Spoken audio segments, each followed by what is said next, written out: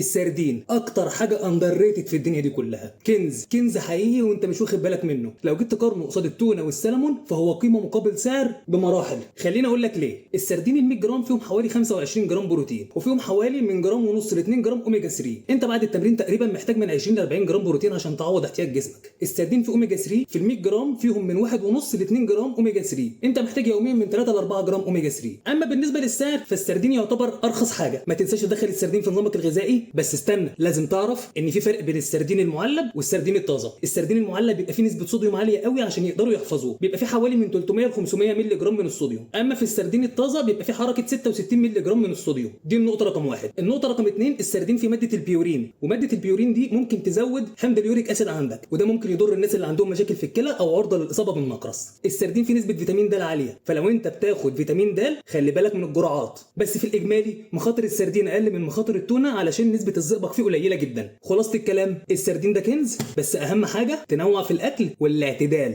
وخليك دايما فاكر انت بتتمرن عشان صحتك مش عشان حاجه تانية. سلام.